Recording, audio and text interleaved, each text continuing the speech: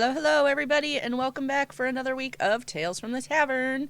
I am very excited that you all are here tonight. We've got a great group of people that are here. We have some very newer TTRPG streamers, and we have some veterans that are here, and then there's Wolfsblood.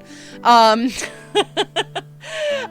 but seriously, Wolfsblood has done a lot of work like behind the scenes with some TTRPG stuff, and he's done a few TTRPG streams as well. So we are really focusing on TTRPG streaming tonight. That's where the bulk of our conversation is going to be. So I'd love if you guys in chat have some questions. Feel free to drop them. Wow, I'm starting well. Drop them in chat. And let us know what you want to know about TTRPG streaming, or how people got started, or anything along those lines. We have a few different people with some different skill sets around it, and we're also going to have some of our newer guests, if they have questions for our more seasoned streamers, to give them the chance to ask some of their questions as well. So what I'm going to do now is I'm going to let everybody go around and just introduce themselves and tell us a little about who they are and where we can find them on social media. So we're gonna start with Wolfsblood. Oh, because of course you are. Yeah. Hey guys, it's your friendly neighborhood mod. I am Wolfsblood 2012 or 2012 Wolfsblood because I was too lazy to reclaim my account because I couldn't remember it from SVC Global days. And you can find me here as one of the moderators for the channel, also over at Mr. Cyclone Jack's channel, who if you're not following, you need to be at this point. And as Luna was saying, I do a lot of background work, I do a lot of audio work, also do some video work as well. Just looking to hang out and have some fun today. Yeah, I'm excited that you are here. And next we're gonna go to Kayla. Hey, so I've been a DM about 15 plus years at this point. Done a lot of conventions and events. I'm currently on Actual Play podcasts. I do freelancing and actually publishing things. I have a blog, all of which you can find at my Linktree with like a million other links to things I do. Have yet to run a live stream, which is why I'm here tonight. Been on a couple. So we'll see what kind of questions we can pull out of these veterans here. Well, thank you so much. Kayla was one of the people I had put a call out on Twitter, and she happened to respond and said that, yeah, I'd love to come and find out some more. So I'm very excited that you responded, and we're happy to have you here tonight. And next we're going to go over to Chaotic Stupid. That's me, Chaotic Stupid. Also Kevin, if that's easier for you to say. But yeah, I'm 27. I've been a DM for about 5 years now. Storyteller for probably 10. And I've done like on and off streaming for about 10 years, but never TTRPGs. So this whole journey that I started is now about 2 months old. But before that, I'd never actually done the TTRPG streaming, which is completely different than anything else that I've ever done.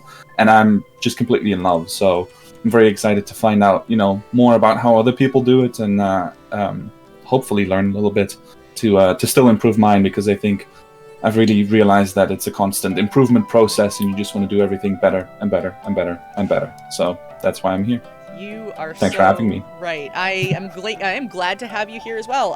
Chaotic Stupid was another person who managed to track me down on Twitter, and so I'm glad that we were able to connect there as well. So this will be great.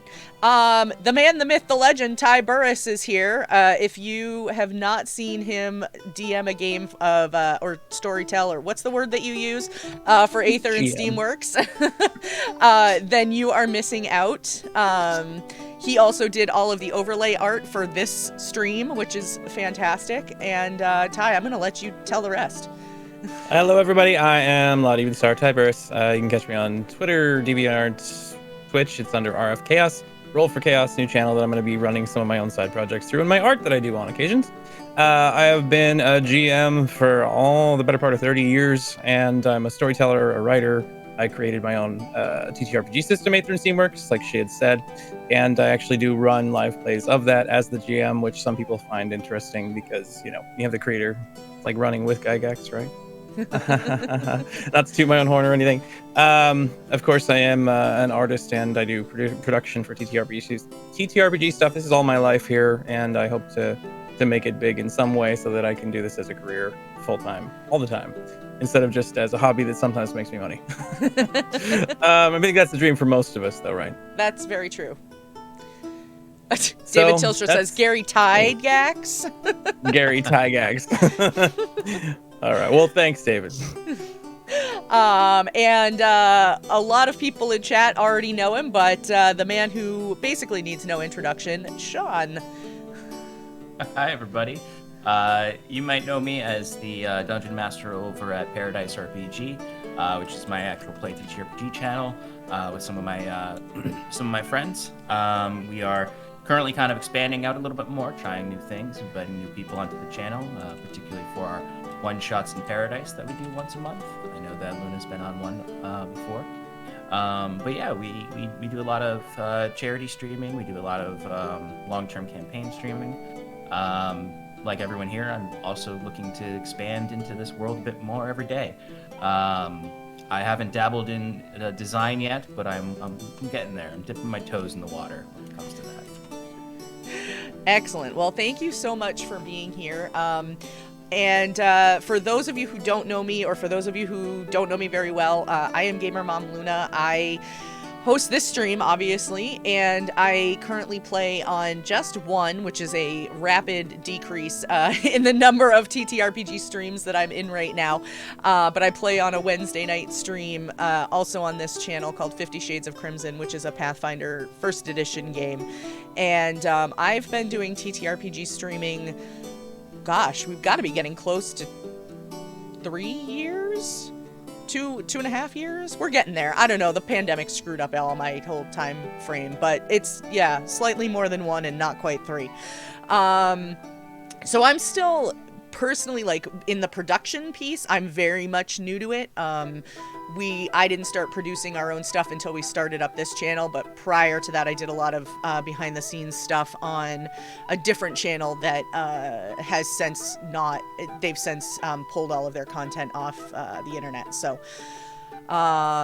So yeah, so we've got a little bit of everything. So I guess the first question, I usually throw out the first question, and I've already seen a few come in from chat. So again, chat, the theme tonight, we're really talking about streaming TTRPG content and really any questions that come along with that. I know I saw Nick floating around in chat. I know he has questions. So now's your chance, Nick. Ask away. And if anybody else has questions too, oh, I see that one, Nick. And so I'm going to start off with my first question, and then I'll dive into the ones from chat. So the question that I would like to start in, and for our guests, feel free to just dive in whenever you feel comfortable answering, is what made you want to start streaming TTRPG content? Shall I go first? Sure. All right. Because I that's a question that I always have a great answer to, which is that my players were so amazing that I was thinking people need to see this. You know, I was so proud of them every session. I was like, every game it was getting better and better and better, and I was enjoying it more. They were enjoying it more, and I thought, why are we just sharing this amongst ourselves? Let's share this with everybody. And you know, like I said, I have a bit of a background in streaming, so I was like, hey, I'm gonna put it on my Twitch channel, and that's where we got started, and it's been so much fun, and yeah, every time it still gets better. So that's pretty much where we got started. Awesome. Well, for me, I actually hadn't thought about streaming for anything for a long time when the pandemic started to kick up. I mean, I've been doing this now for about 2 years, so it was a little bit before all the nonsense happened, and I was looking for alternative options to take care of myself and my family, and hobby stuff already going on, and I was already starting to write a game, and it turned into a mutual beneficial situation. I met James with Dice Tyrants. I talked to them a bit, and I was like, hey, I want to be on your stream, and I made this game, maybe we could play it on there sometime. He's like, yeah, so let's go do 5e for like 2 years first, and then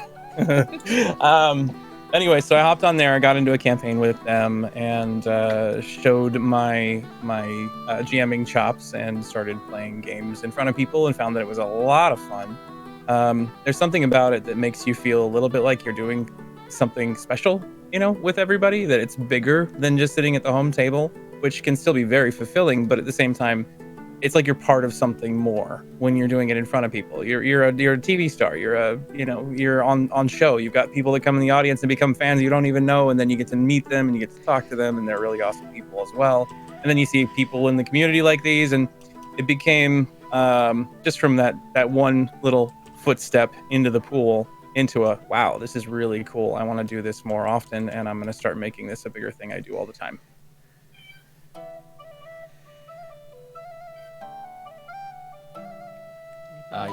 So for me, we've been streaming on Paradise for about a year and a half, and it all started when so Shannon and I, SRoby25 in the chat, most people know who she is. We've been playing in our home game for almost 3 years, I think. Yeah, almost 3 years. It'll be 3 years this summer, and we just loved it so much. Neither of us played D&D when we were younger, even though we would have loved it, or any TTRPG. And there was just one night after a really good session where we stayed up late afterwards, just me, her, and one of our other friends, who we were just talking about, why don't we give this a try? And we were just like, if no one watches it, at least we get to play more D&D. And that was kind of our motive when we started. And it was real janky in the beginning. If anyone watches the first episodes of our season 1, it's, the audio is all off, and the overlay is very simple, and to just grow from there. And a year and a half later, we're still doing it, and we want to do it more and keep. And you're right, the community side of it is what kept us, I think, going. When it was kind of like sometimes it was a little hard. It was like, oh, we don't have too many people watching, or there's dip in numbers, or getting used to a weekly schedule. And that's the thing I'm most proud of, is that I'm playing D&D once a week now. Yeah.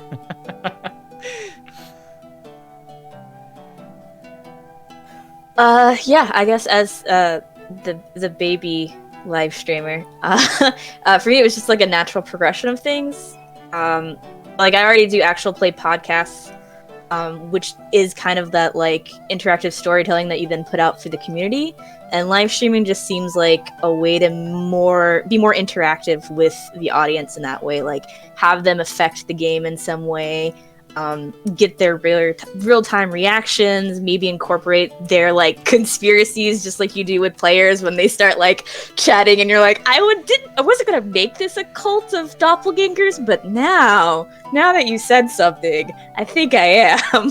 So it just seemed like a natural progression of all of that, and I love throwing those kinds of things at my players, and we have ridiculous fun that no one believes most of the time from the stories, so that way I will have a record and no one can say it didn't happen. Those moments when you're like, that is such a great idea, I totally did that. That is absolutely what was actually happening. Yes, my master plan all along. I'm still trying to wrap my brain around the fact of Chaotic sitting there saying he was proud of his players. And he enjoyed what they were doing at the table, and he wanted other people to see it. I stand by that. I don't think I've ever met a DM that after the first session was like, I hate those people. I personally embrace chaos, though. So when my players do some of the crazy, messed up thing, I had a player straight up shoot people, NPCs, in the middle of a street, like in front of everybody else, just boom, take them out, and then they had to deal with some repercussions. It was fun from a GM perspective, going, yeah, well, you had all these plans, and now you just messed them all up in town, and I get to play with that. That's my favorite moment as a DM or a GM, is when a player says, "This might not work, but I think I'm going to try it." I get a lot of, I think I'm going to try something really crazy right now. And I'm like, yes, do it. Do it. Do it. Do it. I'll give you advantage. Do it. Yes, Right? I want to see you try. And then I'll give you inspiration, not a problem. you say you want to actively roll on the chaos table. I'm totally down with that. Right? I would like to do that. I would like to do the thing. I got into TTRPG streaming literally because of a casting call. I had just gone through a divorce. I was married for almost 13 years and had just come out of a divorce and gotten my own place. And my daughter and I were like, sort of readjusting, and I was getting into the like routine of single mom and all of that stuff. And loved playing D&D, but as a result of my divorce, I lost my D&D group. And so I saw this casting call from somebody who was trying to start up a channel. And I was like, I like playing D&D, and streaming can't be that hard. Little did I know. And that was pretty much it from there. I lucked out that me and the rest of the cast clicked immediately. We had a really great chemistry and had a ton of fun, putting together our first show, and subsequently this show used to air on that same channel, and then we brought in a third and eventually a fourth campaign. So we had a stream on our channel 4 nights a week, and we were working on a fifth. And then, life happened, and sort of ideas for directions of the channel, kind of went awry. And so a lot of us ended up saying, well, we don't want to lose this now that we have this great community, that we have met all these amazing people.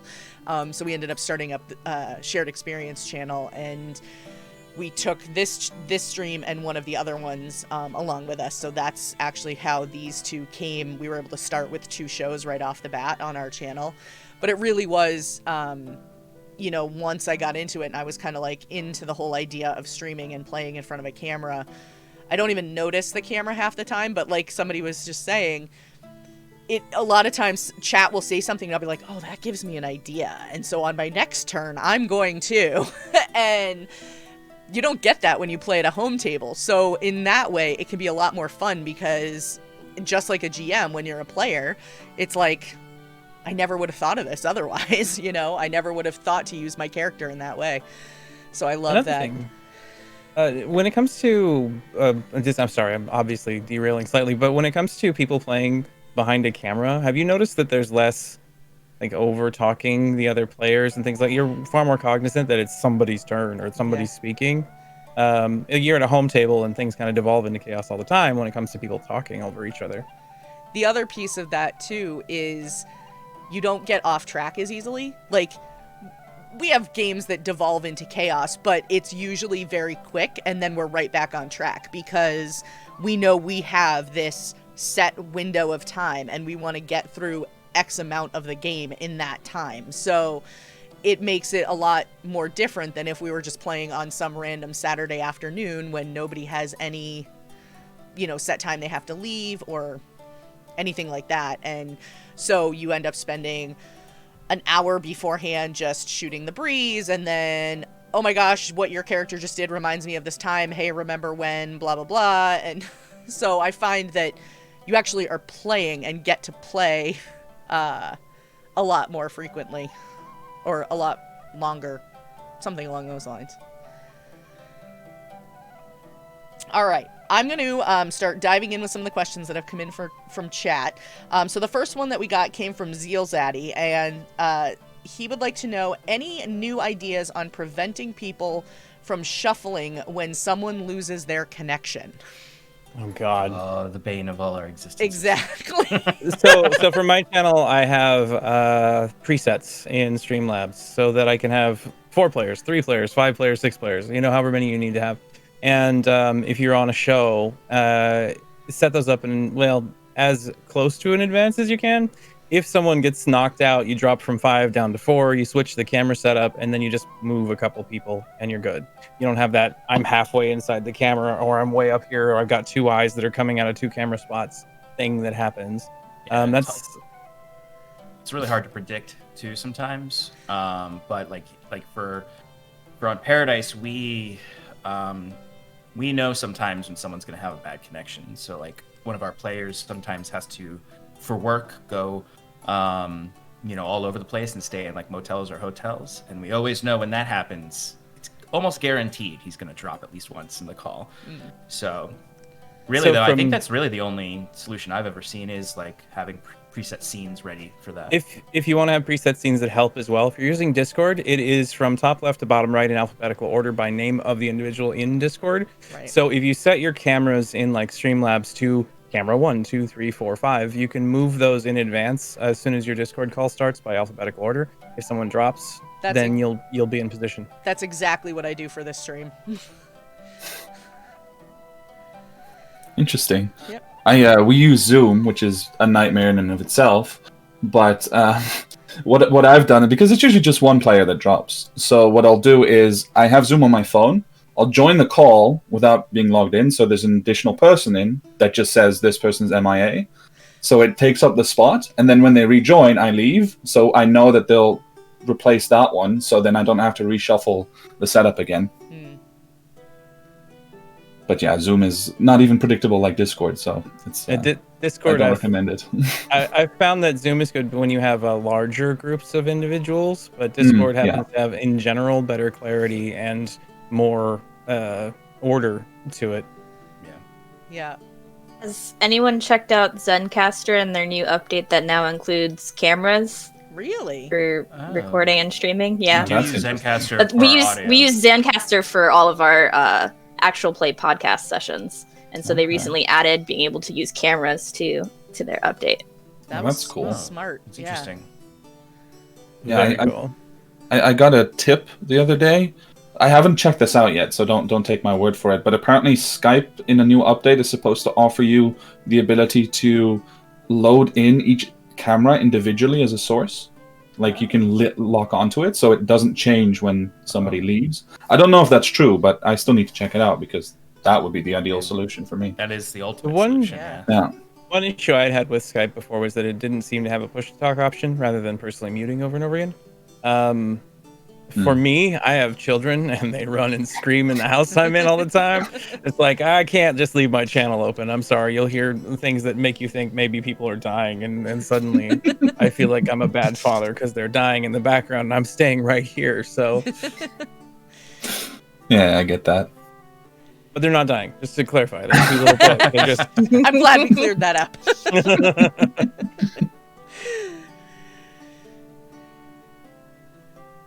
I do think that was a good question though, because that really is the issue that everybody has. So Yep.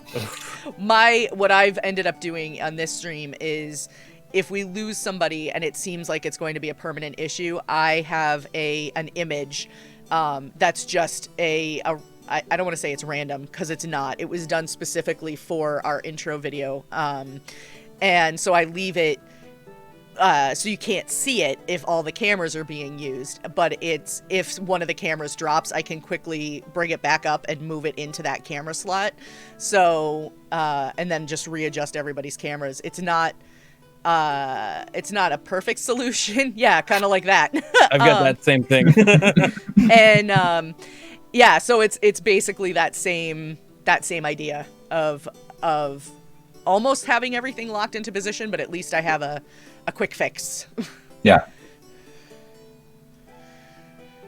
All right, let's see. So Nick Plays D&D would like to know, big question incoming. How do I run as incredible a stream as both Sean and Ty? No pressure here, guys. Why don't you answer first? Please, you go first. Yeah, right. You surround yourself with good people, honestly.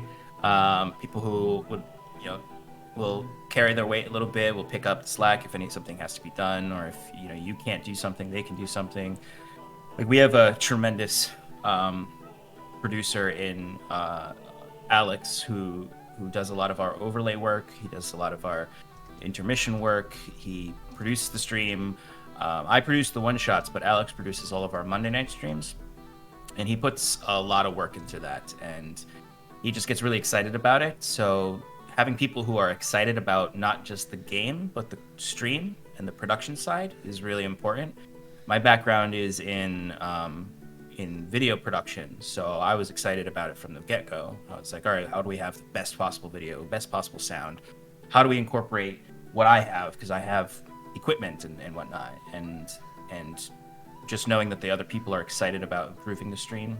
And that really is, at the end of the day, it's just everyone should want to succeed, and they should want the stream to succeed and the story to be good. And as long as people are interested in that and are willing to learn new things, you'll be good. So, from my side, I appreciate that you think that I'm a great storyteller. First off, thank you for that. Mine comes from a lifetime of personal experience, and I'm actually a non-published at the moment author of fantasy stories as well. I've got like 3 of them that someday will become actual books. I do, of course, have the TTRPG on the side. For me, it's really helpful when you know the system in and out, when you know the world you're going to be playing in and out. If you want to create a wonderful game, even if you don't know the system you're playing in, if you know your world really, really well, how all the pieces of it move together, how all the players could interact with it, that will help you in developing a story that works. Number 2, when you're writing a story, never make it about you. Never make it about your egoistic idea that this is my story, this is where it's going to go, beginning, middle, end. It is about your players. As a GM, your job is to make sure they have fun. It is not about you. It is about them, and you will feel rewarded when they happen to find that fun, enjoy the experience, be part of your game, and be willing to roll with any punches that show up. If someone has a crazy idea, don't think, well, this is never going to work in my world. And even if somehow they pull it off, I'm just going to pull it out from underneath them because it breaks my system, my story. Roll with it. Change your idea. Suddenly you kill the BBG accidentally by dropping a barrel on him from 1,000 feet. Well, now there's a power vacuum. You need now to come up with a new circumstance that keeps your players interested in moving forward. You always want to be able to do that. That's the biggest advice I have, is just roll with the punches, take the story wherever you're willing to have it go, and enjoy what you do with them. All right. So the next question, and some of the newer streamers, feel free to piggyback off any of these questions as they come in too. But the next question came from Pat66, and then RPG Apparel followed up with a very similar question. What's the minimum tech requirements that someone would need to stream?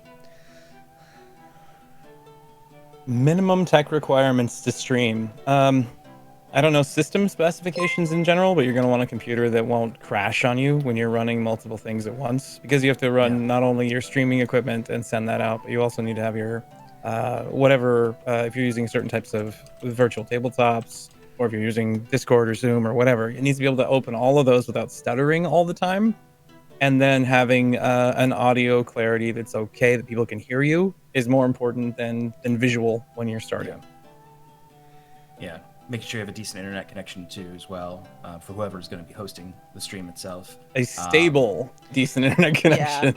Yeah, because so Alex started our stream, and there was when I started wanting to run my Thursday night show, Relaxing in Paradise, I was doing it in my old apartment, and I had the worst internet of my life. And I tried streaming, and there was such a package loss and such a delay that like what I was saying wasn't happening on stream until like 15 minutes later. Wow. And it was broken, and I was like, well, this isn't going to happen until I move out or get better internet. Thankfully now I've got good internet. But yeah, I second all of that. You need to have a system that can run multiple things. 100% audio is key. It's better if people can hear you than if they can see you, especially if you're running a lot of things or you have a lot of people. That's the thing that people are going to connect to most. You know, I forgot the acronym. I learned it in film school. But audio sound is the most important thing, because it's the first thing people will notice is wrong in a situation. They're gonna be okay with slightly off images or lower graphics, but as soon as sound is off, people respond really quickly to that. We could literally be sitting here right now with just a picture of our face, and that would be fine if you could hear exactly what we're saying, but then you don't get anything. Yeah, or even if it's just like now that, and suddenly it's like it drives you nuts is what that does right there. Yeah. Yeah. Or crackling. Oh my god. Crackling. Crackling. If you ever get a Go XLR, there's a couple of robot settings you can use on it that sound horrible. Don't ever use those. Yeah. Then too, another thing a lot of people don't even think about, it's little stuff. Have multiple monitors available and be comfortable with the layout that you have. Know where your stuff is going to be, just to avoid those little delays and those little bits where you're having to listen to that DM or that player having to go, wait a minute, where's that screen at? Well, that's have your tools there. That's another thing too. Some individuals, like when I first started this, the only thing I had was a couple of laptops that I could use. My wife and I both do streaming, and having multiple monitors is amazing. If your system or your equipment won't support multiple monitors because it slows you way down, get used to not being able to see the people you're talking to, so that you can actually keep your stream moving forward with your game, and be okay with that. The other thing that I would recommend: stop looking at yourself all the time. Yeah, That's what's happening. You're looking at, and then people can see that you start doing things with your face, and you're like, oh, that looks right. Okay, I'll do that. And then it's very difficult. like, do I look okay? Yes. Other things to think about, you know, I know we're talking about minimums, and really at the end of the day, minimum, you know, system that can handle software and decent audio. Like bare minimum, that's all you need. Everything else, you add that on as you are capable. When video starts to get better, make sure you have a key light that makes, and if you can, have a fill light. If you're going to use a green screen, you might even need to have a backlight. So there's a lot of things that slowly, as you get those foundations in, you can start to pick up, make a little bit better. You know, for us, we always used a battle map, and I had to have good lighting for that. Otherwise, it was a waste of our time, because it just had like these grainy, pixelated like minis that I'm enjoying, but no one else is enjoying unless I get decent lighting. And I'm just lucky that I had that equipment already because of my previous experience. So everything you build on top of whatever foundation you create. That was always the reason why we moved to VTTs, was because we considered over at Dice Tyrants doing, you know, table off to the side, minis and everything set up for people to view. But it's like, well, we don't have the necessary ambient lighting. We don't have multiple cameras to put down and give all the angles to show everything that's happening. So if you can't, really expensive to have a functioning battle map, and I film weddings, so I have a camera that can do it. I have lights that can do it, and I have a setup, but that's not nearly. Very few people have that ready to go. some of the cheapest ways to stream for games and things like that can be done basically without any money. Things like Roll20 can help you with that. There's a group out there called RPGs with ERP that do everything on an absolute shoestring budget, and I'd recommend checking them out if you're ever interested in, just because they just do audio, they have some battle maps that come up, they do everything through Discord with conversation with each other. There are ways out there to do it when you don't have a huge amount of capital and a huge amount of resources with your systems and things like that you can use. Yeah, and there's ways to makeshift things and get them to an adjustable like place with just bare minimum necessities. It's not going to be easy, but it can look good. You know, it's the what is the triangle? It's like, I'm forgetting everything from film school. It's like you can only have two. There's three of them. It's Fast, like cheap quality. Yeah. Thank you. Fast, Thank you. cheap quality. Thank you. You can only have two. So if you want it to be fast and cheap, it's not gonna have any quality. If you want it to be cheap and quality, it's gonna take some time. And you can do it if you have the dedication. Like when we first started, like I had a janky setup on my dining room table with my laptop on top of my D&D book so that the camera was at the right level.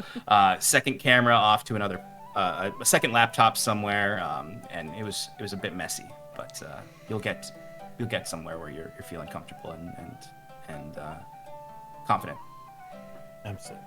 My setup, particularly for this stream, is the most involved actually than it would be for a game when we're playing, because when we do our 50 Shades of Crimson stream, we also use a virtual tabletop. We use Fantasy Grounds, and so I have that open on my secondary monitor because I don't have to look at it all the time. Mostly when we're in combat or if we're moving across the map, I can turn and look at it, and then I can go back to looking at chat or looking at, whatever else I need to be looking at.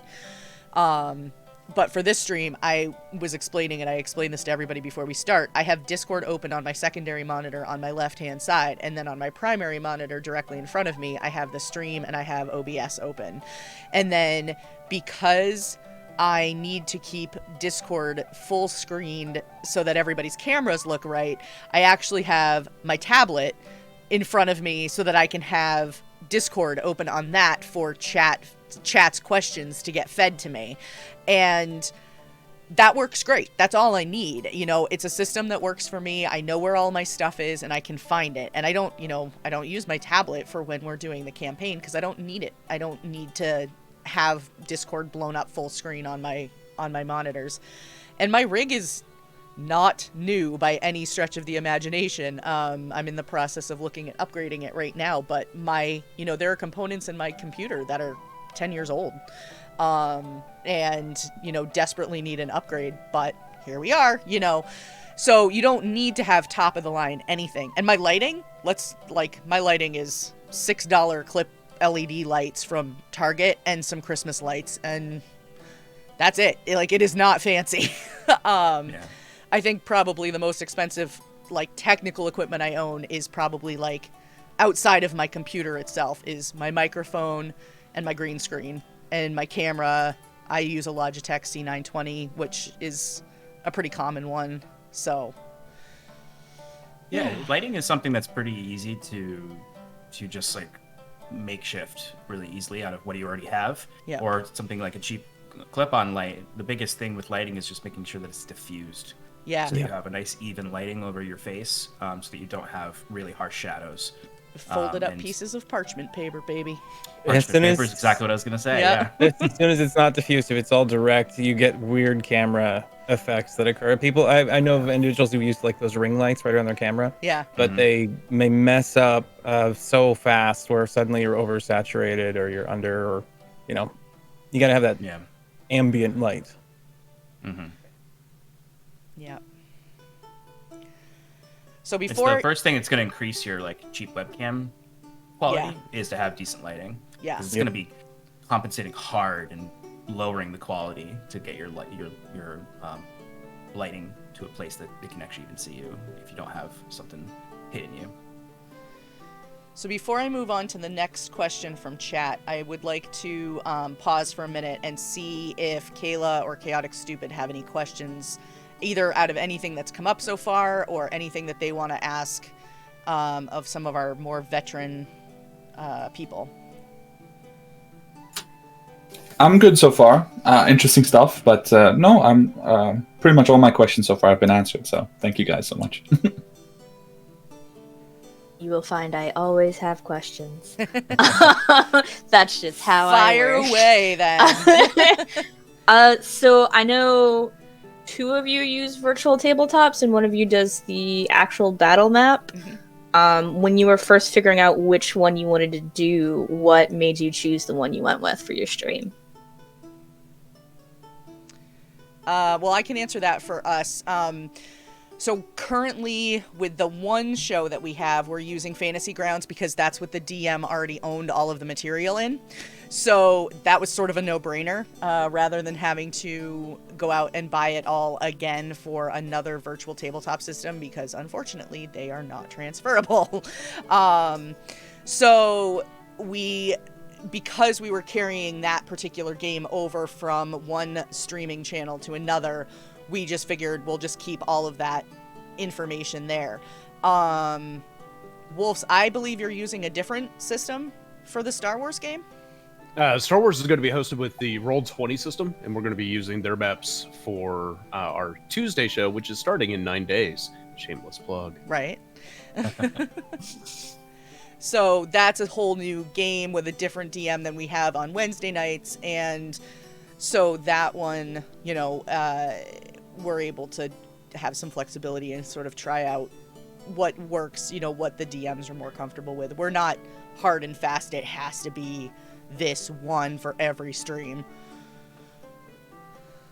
For me, we were looking for options that everybody had access to and things that were going to have a lot of automation for our tabletop. And again, we had the problems where we didn't have the right lighting for us to do battle maps at home or anything like that. We decided to go with Fantasy Grounds primarily because I code and I could code in XML, and I wrote what I needed, the bare minimum, to be able to play my own game in. So when I started making streams for that, it just seemed to be a natural fit. You have one person get the Ultimate Edition, and then anybody that plays at your table can be done for free. So it does cost little money, but the system is actually really easy to play. Any game that's set up for it. When inside of it, there's a bunch of automation that's in it. You can just drag leveled up characters on, and suddenly you're leveled up. For D&D, you can just click the dice rolls, and they all roll, and they give you even things like your rage damage being reduced as a barbarian and things like that are all coded in. So it became very simple and one less thing to worry about while we're in the middle of a game, which is why we use that. Yeah, so I'm the one using the battle map. It's sort of interesting because like everyone's sort of saying like, oh, this is where our resources were, and weirdly enough, that's where my resources were. So it was made more sense for me to do an actual battle map than to do a VTT, because a lot of my source book material was on D&D Beyond, which doesn't have a VTT aspect to it, so I didn't want to purchase all those new things. I also have an excessive amount of miniatures, an excessive amount of terrain, because the home game that I've been running for 2.5 years, I've always had to do a camera for the battle map because Shannon and her husband live far away from me and couldn't come. The rest of the people were in person, and I was obsessed with terrain and these sorts of things. And so I've always had a camera set up for battle maps, and I always prepped for camera setups for the battle maps. So I had the resources, I had the knowledge already, so I was like, well, it's been working in these streams where they've been able to see it from remotely and enjoyed it and enjoyed the settings. So let's find a way to make the highest quality we can for that for a stream instead of just playing remotely with people. So I originally just had a second webcam, a second Logitech that just like looked down on the battle map. And then when we started streaming, I was like, all right, well, I'm gonna buy a cam link for my mirrorless camera that I use for weddings. It's a decent camera. It's high quality, and let's just use that. I've got a nice zoom lens, which makes it really nice to easily zoom in when the fight's a little tighter, zoom out when it's not so tight. I've got it all literally right here next to me. Got so many minis just sitting around everywhere. So it was like, I've already invested this much in minis. I'm going to use some minis. I have to agree with you that minis are amazing, and I really am sad I don't really use mine anymore. When we did our first season of The Messengers, I actually made 3.5 or 2.5D isometric views for all of my maps and made a bunch of little, almost like Final Fantasy looking characters so that I could have token-esque type things for people to play with. That was a lot of work. So being able to make my own means that if I need something, I can always have it for my games, which is nice. But I definitely miss the tactile feel of a mini, being out there on the table, painting those. And yeah, I would no doubt recommend using a VTT over starting to invest in a system that allows you to do really high quality battle map situations, because it is a lot of work. And it is it's extra things for you to think about while you're DMing. Because I've got a second laptop that runs the battle maps account, so that can be live up here. It is very cumbersome, this setup, but there's just a really big satisfaction when you've painted a fresh new mini and it gets revealed on stream and everyone freaks out and is like, oh my god, that's so cool. Also, it's really disappointing though when your players just circumvent an encounter and you're sitting there with your new mini and you're like, I wanted to show this to you all. That's when you pigeonhole it into something else at random. Oh yeah, exactly. Repurpose everything. That's the one problem I have with the at-home versus VTT is just flexibility. You really have to have people willing to go along with exactly what you want to use those exactly as you have them set up.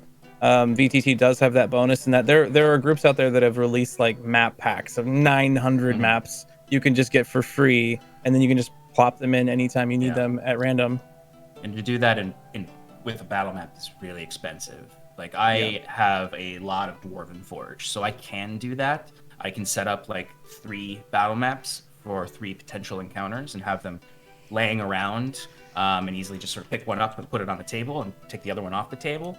But it's really time consuming and it is really expensive if you don't already have the the right things. Of course, you could just draw a map, but you know, if you're using spending all that money to show a battle map, you know, you might as well just use a VTT in that situation. Yeah. What are you guys planning to use, or are you using right now, Chaotic, Stupid, and Kayla?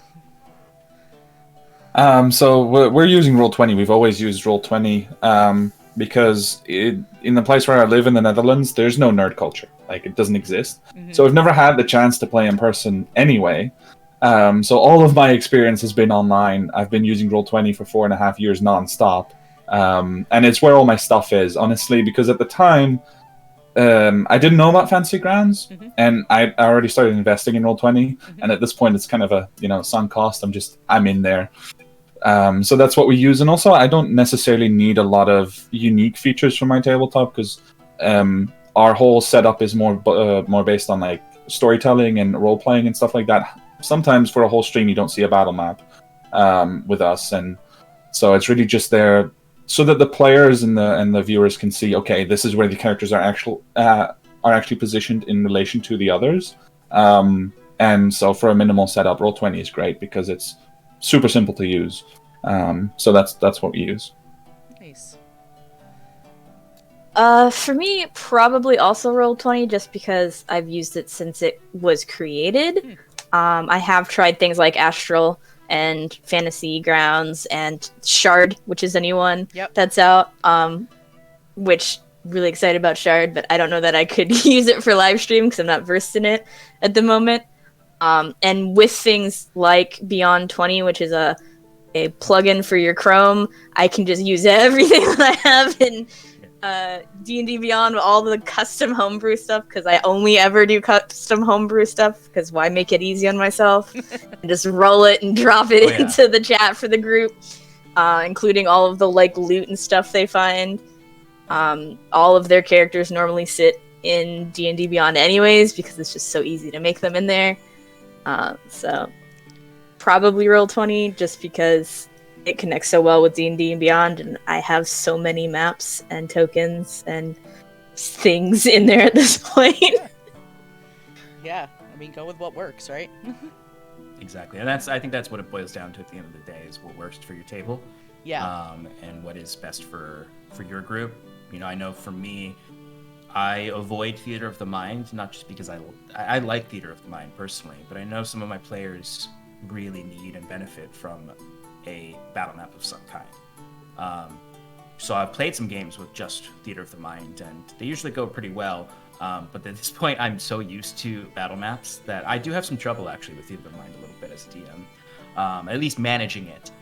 No trouble like explaining it or like describing the setting, but like remembering, oh yeah, there was one more guy there that they didn't do anything with, and you're like, well, he ran away. I've decided now. But yeah, whatever works best for you is what is best. He went to get reinforcements.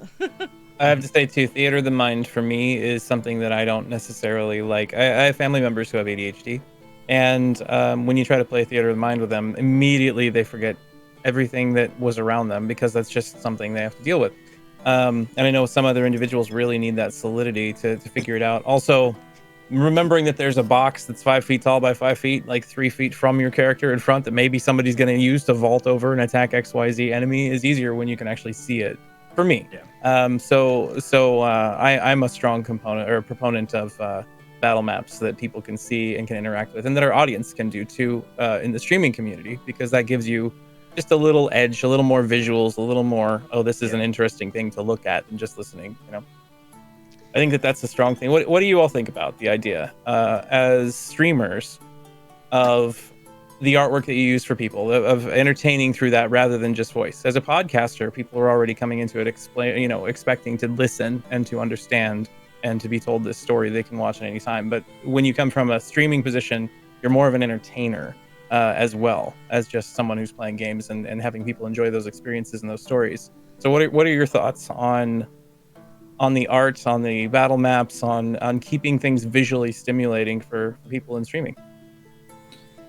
I mean, I think it's there's also a really practical aspect to it, in that if you don't have a battle map and you're doing everything Theater of the Mind, someone comes in halfway through a fight, they're never going to catch up, right? And if a fight takes an hour or something, that's an hour of content that they can't enjoy. So from that perspective, for me, it's always been primarily a practical concern in the fact that also what you talked about, you know, you don't want to remember that there's this box that's like there, exactly there, because that prohibits you from making more complex, you know, encounters in terms of environment. And I think that battle maps is such a great addition to just giving you the space to make something really complex, where the players can see what the complexities are and then navigate those, instead of half of the complexity being that you have to explain it to them constantly in the first place. So yeah, I am a huge fan of it, even though I love Theater of the Mind. But yeah, I think it's almost impossible to survive without it on something like Twitch, if you want to be, you know, attracting viewers from a very practical standpoint as well. Yeah. I agree entirely. Yeah.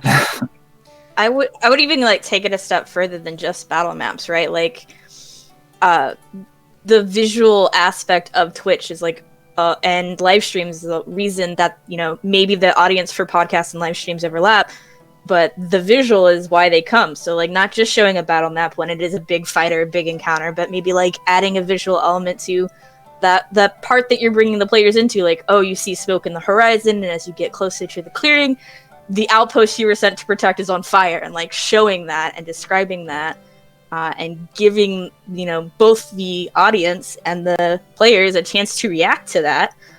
You know, adding in those visual elements outside of just an encounter. Yeah, that's something that. Go ahead.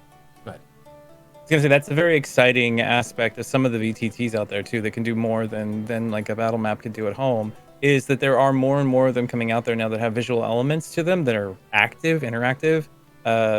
You can have a live battle map that has smoke rising and fire and rain falling down on it and things like that. Like Foundry lets you do some of those video plays. And there are some that are coming out relatively soon that'll let you drag and drop like a smoke icon that'll come over and it'll just be there. So I'm very excited for that personally. Yeah, that's something that could convert me to VTTs, is like the dynamism of it and the dynamics of the visuals is something that could, like, I do a lot to try to make mine as dynamic as possible. I have a little tiny fog machine for the battle map, got all of those little fun things, and I just get a kick out of those things. But other ways that you can visualize things, you know, like you mentioned, Luna, art. Like, we commission art for all of the characters in our games, so that in our long-running games, so that people have, you know, because you can get a lot from our descriptions of our characters, but to see an actual rendering of them is big to help people connect to that character, remember that character, and come back to see that character. As far as, because you're so right about, like, you're on Twitch because there should be a visual aspect to it. Like, if you didn't have a visual aspect, you should just be a podcast. So things like battle maps are the obvious thing, but other things that you can do to make it interactive. I know Alex in our stream works really hard to try to make the overlay as dynamic as possible. Right now, that means that we have a somewhat moving background that changes with the time of the day of the adventure. And there's other ways that you know, you can do that. He's also experimented with changing the settings in there. It's a little hard because he's still a player, so he doesn't always know what settings I'm going to bring in. But that little bit of visual dynamics helps people get a little bit excited. They're like, oh, they're doing the thing. You know, that sort of thing. But also, like, really encouraging, and I know not everyone plays for this, but I feel like if you're doing a stream, an actual play stream, more likely you do play for a lot of the RP. And really encouraging your players and yourself as the GM to emote a lot. And, you know, we're not all obviously professional actors, but, you know, doing little things, you know, can help really boost people's connection to your character and help you feel more comfortable in your character's shoes. You know, especially when a player in chat can, like, oh, look, they're brooding actively. I don't know. You're brooding actively. Well, you can trick that a little bit too. You can get like voice changers if you don't. I'm really bad at accents. I cannot copy anybody's. I try, and it always comes out sounding completely like something different. But you can. You know, you can change things up. You can get all Whatever you want to do. There are little tricks you can do that aren't necessarily that expensive, or even free sometimes. That'll help those.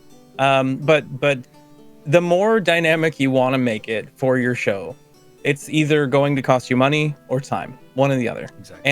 And when you're doing this for people out there, you have to be willing to put in that investment if you want to have any kind of return. If you want people to actually see it and go, wow, that's cool. I want to come watch that. I want to come see that. Like for me, I have a benefit that other people don't have in that I don't have to commission art because I do it myself. I will make all my character art. I will make my overlays. I will make intro videos. I will do all of that stuff that normally other communities have to reach out and have that done for them. So it's just a lot of work. I know this is plugging our own stuff, but on Dice Tyrants right now, we have a premiere of another show going on that I did the overlay for. It's a moving overlay. It's got a bunch of little pieces on. That's an example. I think that one took me probably like 16 hours of work to do, which if you're paying somebody for that, the average videographer doing that kind of stuff and rendering it all, it's between like $20 and $50 an hour. That's a lot of cost for something like that. You can find some individuals who will do it for cheaper. You can find some ways to get them simpler. You can buy pre-made packs online that'll just give you that little bit of flair. And there are other ways to do that as well. So anything visual, anything flashy, anything that gives an originality to your content, that draws people in and says, okay, that right there, that's that character. That's the player of that character. And you just kind of visualize it better. I think that helps any of the audience that's watching. One of the things that we do on Wednesday nights, and I know, Sean, you do something similar on Paradise, is our overlays when we're actively playing. Part of our overlay has an image of the character with their stat block over it. So people can see, and it cycles through all of the characters. Yep. So people can see, okay, that's Evie. She's a ranger. She's level 3. Her strength is this. Her dex is that. And it doesn't give any other information other than that stuff, but it's just nice because it's not like a super, it's an in-depth picture, but for the sake of the stream, it's kind of faded so that you can read what's over it. But it at least gives people an active, like, oh yeah, that's what she looks like. Because we're not always describing our characters. Right. So if someone's walking in halfway through, it's nice. We have exactly the same thing. We have a cycling of each of the characters' representation. We have one extra slate that's just like partners, so people know who they can get discount codes for. Yeah. And then that block the battle map takes it up when we go into battle. Yep. There was so I know I keep mentioning them a lot, but because I've dug into it a little bit, D&D Beyond actually just made a connection recently to Twitch where you can actually have your character's sheets from your campaign displayed. Yeah. It's like a little box with the basic stats, and then your viewers can click on it and open up a view of the full character sheet to check them out and get a little bit more info on them. The more of that kind of stuff would be amazing. One alternative to that, if you're not playing D&D, would be to have links to like your own personal web pages for your streaming group or whatever that have a character sheet on them. You can just put in Discord at times. Yeah. So the nice thing about the D&D Beyond overlay too is that it updates in real time. So when your players are taking damage or they have condition effects on them, it's all represented on the overlay. Absolutely. Yeah. That's something great. Can I go address a question that was put out there? Yeah, absolutely. Dagta71 says, how do you handle copyright issues when it comes to images, to things like that? Commissioning your own stuff, will obviously always have you avoid that kind of thing. If you do, there are a lot of streamers out there that'll go and they'll use artwork from the books or from online that they find or from various other positions. And that can get you in trouble. It's not likely when you're incredibly small, but if the owner of that comes out, they can flag and have your content removed from Twitch, from YouTube, from everything. So it is important that you always make sure that you have the permission to use any of the materials. Some things don't have copyrights. Some things are in partnerships. Like Twitch has a lot of partnerships with D&D. So using their source images and stuff like that is generally going to be safe. But not if you're taking it from like a module somebody else created, or if you're just taking something from online. Yeah, definitely. The last thing you want to do is just sort of raid art from Google Images or something like that. That's why if you go back and watch the very first episode of Critical Role, everything's blurred out in the beginning because they use some random art to represent the characters. And other things you can do, like we have, so like if you don't have the ability to commission a lot of artwork or a lot of assets, but you have a little bit of money you can use, I use a subscription to Adobe Stock art. that has a really amazing catalog. I also have 2 subscriptions to other licensing services that provide music, stock video, and stock art. And that's how all the music on Paradise comes from there. So we have got license for everything, and we don't have to worry about it. The service just lets you put your socials in, and they automatically take care of content claims. Yeah. And there's a few different services out there. Adobe Stock's a really great one. Envato is another one. There's a bunch of them that can give those to you. There's some. I mean, you can always go to YouTube and find no copyright, no royalty music that's on there, but you still have to be careful because that might be a mislabeled video. One thing that I would give to all of you out there as a gift, to anybody that's looking for just simple art that's non-copywritten, you can go to a place called Art Breeder. Can I share a link?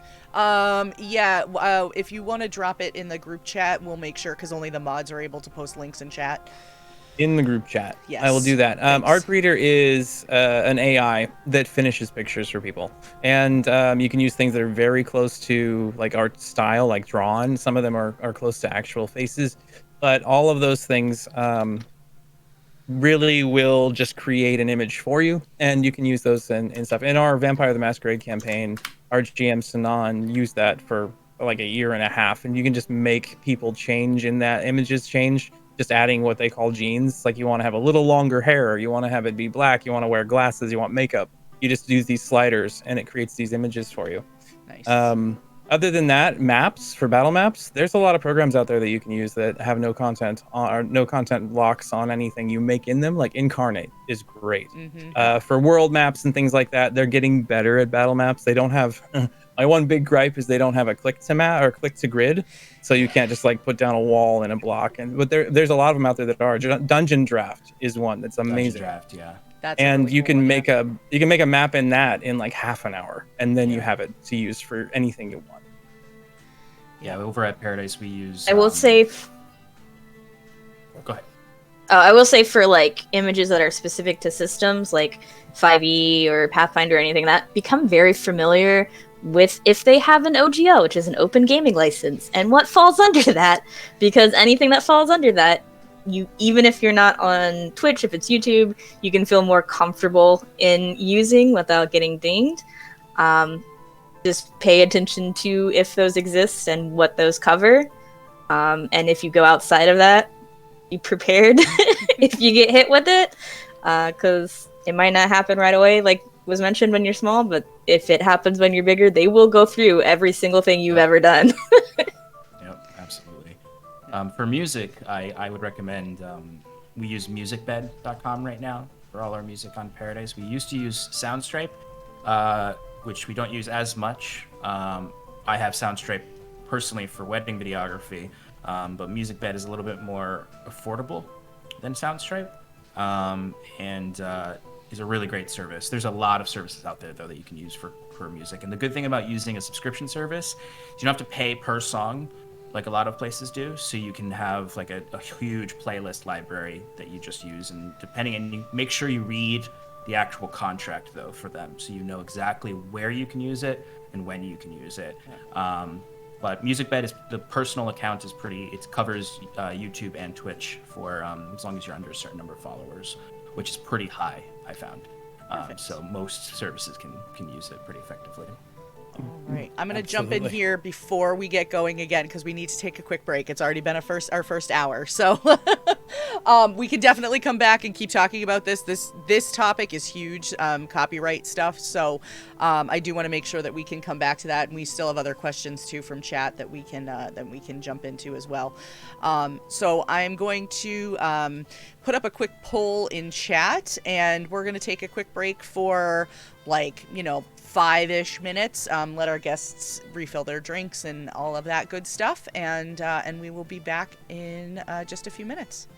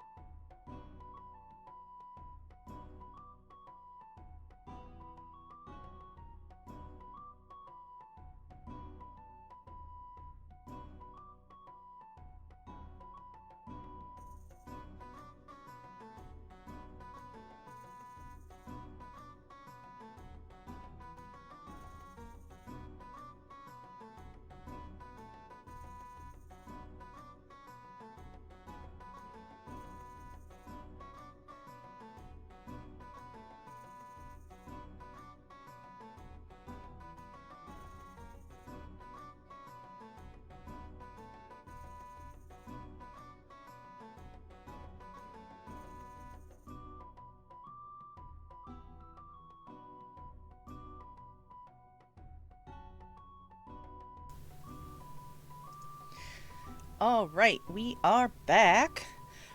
There is a poll posted. If you haven't had the chance to answer that yet, go ahead. It'll be up for a couple more minutes. The question is, which do you prefer, Theater of the Mind or Battle Map? Currently, Battle Map is winning 16-3. So, so there you have it. But I'm always interested to know what people think. I had never actually used a battle map until I started playing on stream. So, even in person, it was all Theater of the Mind, except for occasionally when it was a really big fight and it would be like, okay, so this D20 is the guy you're fighting and you're the purple D6. You're the penny. We used to use those fish tank gems that are multicolored ones, or those little dice. They're the D6s that are like the super tiny ones. You get like 100 in a pack. Oh, you mean like these ones that come in like a box like that? Those, yeah. Those tiny ones too. It's like, okay, so the ones are all the orcs and the twos are all goblins. And you guys are the 6s, yeah. You're yeah. Yeah. I actually just found this. I was going through my bag of tabletop stuff the other day while trying to take an inventory of all of my dice.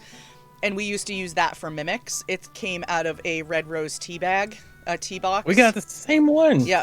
Oh, that's so cool. So, and somewhere I have a pink bunny just like it, not proportional in size, that used to be my daughter's miniature when she would play with us when she was very little. So, yeah, I will have to say I do miss in person, and I do miss the fact that I probably won't be able to do minis for a stream because I've been part of the 3D printing community since the very beginning. Oh. So I've had like printed minis, and I recently, right before COVID happened, printed off little treasure chests that come with inserts for different rewards, and one of the inserts is a mimic. Nice. So all of the treasure chests look exactly the same until your player goes and pops it open, and then one of them has teeth. That's very 3D fun. printed minis is really nice. Like, Surprise lobotomy! This worm is 3D printed. It's great. 3D printing is a game changer for tabletop options when you're at home or when you can do, the battle map type stuff. It's amazing. Well, and even other than when your extruder like gets all clogged and doesn't work, and suddenly you can't print anymore, and you're mad. I'm going to do a shameless promotion for a good friend of mine who is currently 3D printing in between her actual project, which is 3D printing face shields for the medical community where she lives. She is, when she has to like do stuff to her, do test prints and stuff on her 3D printer, she's 3D printing, she's referring to them as cat D20s, and she's selling them as cat toys on Etsy. So nice. I definitely may have bought a few. Okay, so let's dive back into some of the questions that we have. I am going to say we got a couple of questions that aren't specific to streaming. I'm not skipping them all together. I'm going to skip over them for now so we can stay on the TTRPG streaming topic. And then if we have time, we will come back to them. If we don't have time, what I have been doing is I post the questions that come in that we don't have time to get to on Twitter the next day. And I'll tag you all in it so everybody can have a chance to answer it. And it's also out there for the general community to check it out as well. So... let's see. The next one that we have comes from Shannon, actually. What advice for new TTRPG streamers do you have for RPing in front of a camera? I'm going to tell you right now, I am not the one to answer this question. My advice for it would be to just let it go. Don't worry about who's... from the beginning, you're probably not going to get a whole lot of viewers, for one. So it's not like you're standing in front of an auditorium full of people who are all going to be judging you. Two, if individuals are watching you, they're not going to be judging you. You're fine. They'll enjoy you having a good time.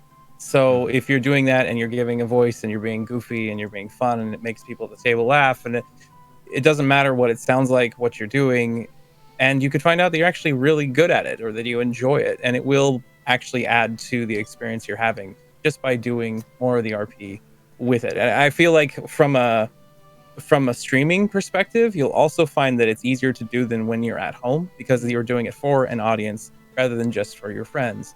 And it starts to feel more endorphin rushy when people like it. That's a very technical term, by the way.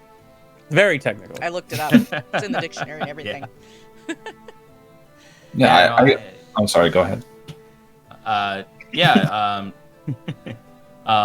I agree 100% though. Like it's the letting go of it is the same advice you give to someone who's like, I want to try an accent at the table. It's like, all right, well, just as long as you're having fun with it, people are going to enjoy it, because a lot of the times people enjoy watching actual plays because they like watching people having fun. It's not always just about like, oh, you have an interesting story or an interesting overlay, or your battle maps are cool. It's a big part of it is just they just want to see you enjoying yourself, and the more you enjoy yourself, more likely that the audience is going to enjoy it. Now, if you're someone though who really like wants to explore, doing more with like the RP on camera and getting to you're someone who just really likes the idea of like acting out your stuff. A few things that I always recommend is, and it depends on who you are. Like some people like to look at themselves while they're doing it because it makes them comfortable. Other people can't look at themselves while they're doing it, so just kind of like you can hide your camera, those sorts of things. We only have this spot to RP in, so knowing your space and knowing what you're doing, where your hands are, if you're trying to act out your spells in some cool way, or it's an emotional moment and you want to be in that moment, just know where your walls are. And a big part of being able to act in this space is posture too. So if you're trying to do different voices, like crunching down is going to change the way your voice comes out versus how it's going to come out when you're standing upright. How high or low is your voice coming out? Like these are all things that you can find plenty of like quick guides online about how to mess around with it to feel a little bit more comfortable. Because for me, I'm someone who's like, I want to be as much my character as I can be. So I like to get engaged in my little box. It's also how close and how far you are from your microphone. Yes. Yes. Mic checks beforehand are crucial. Another thing that can help if you are in a streaming community and your producers out there, make sure they tell you where your space is. Because if you only have this, then if you're like trying to say something and talk with your hands and it's not showing up on camera, you're not going to know it necessarily, and that's not helpful either. So, yeah, be friends with your producer. And your producer may not always be your GM. So that's important to note. Yeah. Here, that happens to be the case, but as a general rule, there have been times when I've produced for another GM and that sort of thing. So I'm always my own producer. It leads you to it's complicated sometimes, and depending on how much work you want to put into it, it can be problematic. I ran a one-shot called The Last Bastion last year, where in that, as people got injured, I would change the overlay to show their damage, and I would like shake stuff up, and I would change the color on things and change the music for those epic sweeping moments. So it's a lot of work, and trying to remember to do it and stream and control the Yeah, I just run the music right now. One of the other players runs the actual rest of the production, and if I had to do more than that while DMing, I would have a hard time with it because the music is distracting enough. It is. You get obsessed with it. You're like, oh, I need to up the volume a little bit because it's getting epic. All right, wait, this is too epic. I need to transition slowly away from it. Something bad is about to happen. I need to turn in that soft, sad piano music now so I can get everybody scared for the next few moments. Oh my God, your animals have all died on a spaceship explosion. Oh no. They're in a tavern. like We don't going need epic battle music. The sad music when it kicks just in while keeps you're going. in the tavern accidentally. That's another one when you turn the wrong music on and it's like the epic battle against the boss. Here comes the legendary. Oh, it's just ASMR music now. Oh, carnival music, great. Carnival music. Yeah, we had that happen. There was a moment in the beginning of Vampire the Masquerade when I accidentally turned on something like super carnival, silly, and it's right in the middle of Sinan's like, villain talking moment. Everybody's just falling. It was so. If you do license music, listen through the entire song before you decide to use Yes. it. Don't just listen to the first 30 seconds. Be like, that's how a vibe is. Otherwise, you end up like three quarters through, and suddenly it's jazz music, and you didn't know that was going to happen. That definitely happened to me once. We had one where we have some cyberpunk style games that we played in the past. One of them we had before this most recent one that came up. We had this song that was just really kind of this techno doom beat, and it was fine. But it was a 6-minute song, and about 3 minutes through, this guy goes, "Yeah!" and like screams, and then it gets really loud. It's like, whoa, that wasn't what we wanted at all. Kevin, you started to say something before. What were you going to say? I got swept away in the conversation, and I forgot. Sorry. No, that's okay.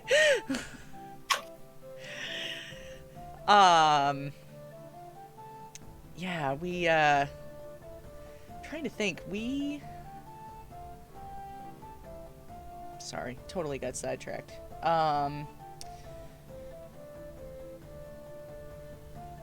Okay. We're still talking about copyright stuff too. Yeah, I'm trying to think. We use, I can't remember what it's called now. But Ty said something earlier that is super important about like the YouTube music and stuff. Like you can do a search for royalty free on YouTube, but I've definitely done that before, and I've definitely gone and then uploaded something onto YouTube that has that music in the background, and it's like, there's a copyright claim on this, or same thing, there's a, we upload everything into podcast form, and it'll be like, you can't monetize this, there's a copyright claim, So we, for this stream, we actually commissioned, my college roommate just so happened to be a music composition major. Weird how that worked out. And so I actually commissioned her to write the intro music for this stream, so that, like, we use it. So we use it for this. It's in our YouTube. It goes into the podcast. We can use it anywhere because we own it. We own that song. So it was great, but it's definitely not the most affordable way to go. Yeah, if you have friends, if you have groups that can do any of your art, your music, and the more you can create for yourself, one, the more original that you are going to be out there, and two, the less you have to worry about it. But again, it is time, it is money. I actually I sang for my own intro video for Silver Shield. I did a rendition of God's Gonna Cut You Down, the one that was recreated by Marilyn Manson. I did that. I'm not proud of it, but I did it. You did, and it was fantastic. I saw it. But yeah, so you can make your own stuff if you have friends that can do music, if you have little things. There are some YouTube groups that are actually all copyright free. There's a musician out there by the name of White Bat Audio. It's more modern stuff. It's not going to fit into fantasy themes, but you can find individuals out there who do that because they want that to happen. There's groups with no copyright sounds, like all of their stuff is okay to stream on Twitch and YouTube. There's a few out there, but you got to be careful. That's all. Yeah. Because it's best if you can acquire, like, the actual license. So, like, often with people who are just sort of like, it's all cool, that's great and all, but, like, tomorrow they could be like, nope, none of it's cool. Yeah, this is all my stuff. Yeah. And then suddenly your entire catalog is demonetized. Oh, that is taken off stream or taken off of YouTube. So I get a lot of comfort out of the subscription services because I'm like, one, I know that they're vetted, and two, I know that when you read your terms, I know I have unlimited use of this song. I know with my subscription I have unlimited use. I know I could purchase the permanent use and get rid of my subscription if I wanted to in the future. There's a lot of comfort in that, and there are some really affordable ones out there that are accessible to if you don't have a really high budget. This is a BBEG level evil idea. Somebody goes out there and gives copyright free like fantasy music, and then have all the D&D communities go and take it, and then 5 years down the road they just collect 1,000 copyright claims suddenly. Right. Oh. Let me just grab my notebook. You want evil ideas? I've got them aplenty. I may have already written up both getting ready to publish an all bard one shot. Oh yeah. And also the rules for like a Battle of the Bands type homebrew universe. That's awesome. So let me just write this evil bad guy idea down. There's a game out there that instead of combat, it's kind of like Pokemon. You have like these little creatures that you have, but instead of combat, they have dance-offs. I'm thinking, you could convert that to TTRPG. They don't need to kill each other. They can try to win by special maneuvers. I have a breakdancing spinning helicopter, move that I do, and it causes this much reputation loss. Or it could be reputation gain. Anybody who gets to a certain gain level. First one to get to 100 reputation win. Guardians of the Galaxy makes much more sense now. Yeah, dancing up in front of everybody. Right? I've had more than I should have to drink. So going back to Shannon's question too about the advice for TTRPG streamers, this actually sort of goes in with a question that Nekola had asked, and Ty answered it, but I'm going to put it out there anyway in case anybody else has the same question. It was answered in chat, and then Ty also mentioned it on stream, but I am not, like Sean, I'm not super comfortable doing voices, and if anybody heard me do voices, they would totally understand why. So I tend to, I RP more with my inflection, my, you know, like, maybe it's really sarcastic or maybe it's really whatever. So I tend to do that more, but I also have used voice changers before.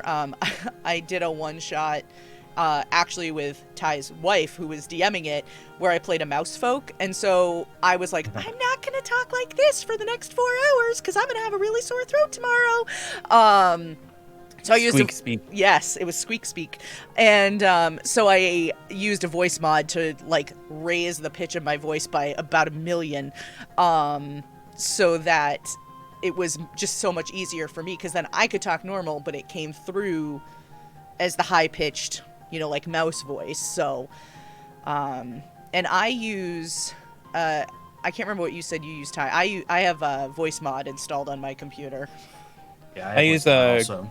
I use a Go XLR Pro, and it does quite a few things. I would add on to that, if it, like you had stated, trying to do a high-pitched voice for so long would damage your voice. There are 1,000,001 accents you can try to use out there, but don't do something that's going to be hard to do for long periods of time, or that are going to end up causing you to be raspy. I mean, even I do monster voices, like I was playing 119 the other night. It's just whatever, you know, you do all kinds of strange sounds and breathing. At the end of the night, I'm coughing like all night long because of doing that. Yeah, we have one of the members on our stream does essentially a Kermit the Frog voice. She talks like this all the time, and it's great. And he's weirdly very good at it being serious in a Kermit voice. Like there's serious moments where he's just like, and you're like, oh my, I don't know why. It's adorable and sad. But I guarantee his voice is rough at the end. And one of our producer's character used to do a really grisly voice, because he plays kind of a werewolf character, and he had to stop and pull it back a little because it was destroying his throat by the end of the night. You just got to work with your GM so they change that somehow. We had a character named Ivar. He was a gnome in our first season of Messengers. He always talked like a really, really high voice. James was doing it for a long time, and he's like, I can't keep doing this. It's causing... I'm like, so your character grows 2 feet because of XYZ thing that occurs, and your voice deepens a little. He's like, oh, thank God, now I could talk. You're looking to get into voices. Sorry. Yeah, there's another cool thing you can do if you don't want to modulate your voice tone. You can pick certain words that your character uses often, or for example, they always use shorter words, and like that, if you just focus on little things like that, it will set a very distinctive tone for your character. And that's because as a DM, you know, I think we tend to have to do a lot of voices anyway, and you can't hit different pitches every time regardless. So I usually have like notes of, okay, this character will repeat certain words or phrases a little bit more, and that already sets enough of a tone that I'm quite happy with how that gets across. Because at the end of the night, if your throat is shot, then you know you're not going to get anything out anymore. So that's another way that you can, I guess, kind of cope with it. Yeah, dialect is a big thing. Like, if you focus just in on dialect, like think of the US, right? Like between East Coast and West Coast and what's considered the North and the South, like y'all throw a little bit of y'all in there, and it's a very different vibe than if you're speaking from like a different area. So just even switching between that, even if it's just, you know, you as the DM having to talk to yourself, because let's be real, we've all been there where we've had to play NPCs talking together. Just switching up the dialect between them is easier to slip into, and is a lot easier on your voice too. Like I did choir for 10 years, and yeah, you can do high pitched if you want to. That's not going to be great for you after hour 2 there. But also, like, while I would say session 0 is really important for that, because you can kind of play with what the extreme is and then like dial it back to a comfortable level during the session 0. Yeah. Session zeros are vital to streaming actual plays, so that your players, just so your players can feel comfortable in their character shoes before they even jump into. For Paradise, we did extra sessions beforehand with everyone, just so that they didn't do their accent for the first time when we went live. Yeah. I would argue that sometimes session zeros aren't necessarily needed, depending upon the group, the dynamic, if you've already been playing with them for such a long time, and if they've been working on getting these characters for a long time. And sometimes you have session -1 and session -2 and session -3. We had a couple of campaigns that we wanted to make sure were air ready when we first started in this thing, that we just could never pull the trigger on for like 2 months. And the players, by the time that came around, it was like, I'm not really having that much fun. We have all this content. Nobody's ever going to see it. Nobody's ever going to hear it. We make in-jokes about things nobody's ever going to see. Nobody's ever going to hear. So making sure you're not overdoing that, I feel personally is important. I do find a place for that absolutely necessary when you have new people, when you want to make sure they click together, when you're using a new system, when you're doing something that's out of the ordinary, for me. Yeah, Wolfs, you're going I through absolutely that right agree now, with aren't you? Well, for the show that is starting up next Tuesday, 8 o'clock, what we will be, we did our session -1 last week. We're doing our session 0 this week, so that we are air ready when we go into Tuesday. And one of the things that I found, and going back to the voices and how everything works, my character is actually going to be using 2 different voices. And the reason is because of the interactions and what he is trying to portray and how he's trying to get through. I'm not going to give too much away for it because I want everybody to hear it on the shows that are starting at Tuesday, 8 o'clock for Star Wars. And but it is those little things that will also be able to build into your character. Maybe your character's voice changes as your character changes too. Mm-hmm. And so when you do get that player at the table that wants to do that really high pitched, oh, I'm going to talk like this the entire thing, I absolutely hate that, as do most people at the table. And if you start talking like that for a couple of hours, you're toast. Yeah. You're going to try to go to work the next day and you're going, yeah. But let your character progression also change how you come across.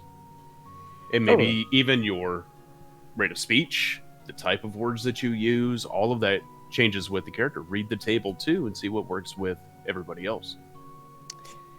I would also state that if you do use a common voice at your table, if you're ever feeling off, if you're ever like starting to get a cold, if you've got a rasp or something like that, don't force it either.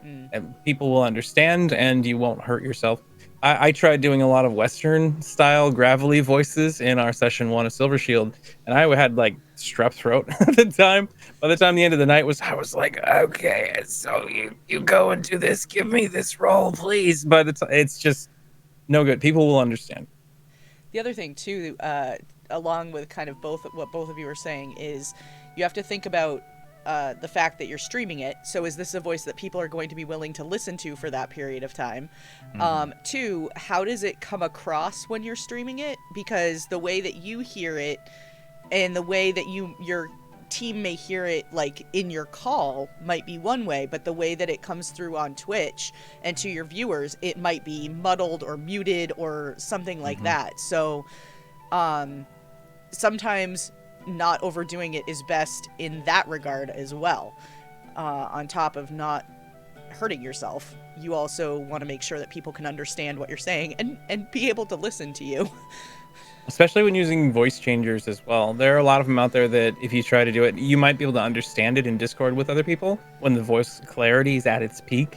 But when you're broadcasting it, that little bit of change and suddenly it just sounds like mechanical noises and nobody can understand. It's also why I encourage my own players to do this, but also I try to do this a lot because, like you said, we do often get into those moments where the DM is talking with themselves, and it's really hard to switch between accents. Sometimes, whenever I try to learn a new accent, all my other accents tend to start becoming that accent, which is a huge problem. So I incorporate a lot of body language, like I said before, into the character portrayals so that it's easier to understand looking at me who's talking. than just the accent. I'll try to differentiate the accent as best I can, but there's only so many variations that you can do on the fly. But like, if they know that this character talks and they kind of talk like this and they're really close to the mic, and then the other character is always like this or something, anything small is just a good representation of like, oh, that's that character. Character and personality through body language, and that is great. You bring up another point that is pretty valid to me. That's something I want to talk about, is the GM playing the game with themselves. Sometimes it's going to be important for you to have an engagement with your NPCs to each other, but I find it personally better if at all times you can try to avoid that. Have your NPCs engage with the players, have them make the decisions, have your players be the focus. Because there are GMs out there that'll have like, oh, I've got 5 NPCs in this scene and they're all having this courtroom battle and they're all talking to each other, and then an hour passes and your players, you're like, all right, it's your turn, and they go, what? Yeah. What's happening? I don't remember. I've been sitting here for an hour doing nothing. What's going on? Yeah. All right. Yeah, also for your own sanity. Yeah. Yes, too. Yeah. I mean, talking to yourself. Some people are really good at it, but it always feels so awkward. Okay, so Pat66, hopefully you're still in chat. And this is a great question too. Do you need any overlays for the stream and any particular streaming software? I would say a software that works. That's a good one. Streamlabs or OBS work great for it. Personally, I adore the idea of overlays because you can give your stream personality that way. You can differentiate if you have multiple streams. Like we have a bunch of different games we run every week, and if they all have the exact same overlay, somebody came on and watched, it gives each one of them personality. If you know a rudimentary ability to use any kind of art software like GIMP, which is free, you can make your own overlays just by putting an image and then cutting out boxes and making a transparency and then just putting your cameras behind that. Yep. It's not hard to do. But it is expensive to do if you want someone to make your own custom overlays, because depending on what the vision is, it could take hours and hours and hours of work. It's sometimes better to pick up a pre-made, which they sell. Everybody's going to have them, though. It's not going to make it universal, unique to you. But you can do that, or you can just make your own. It's another place where those subscriptions to stock art is very helpful.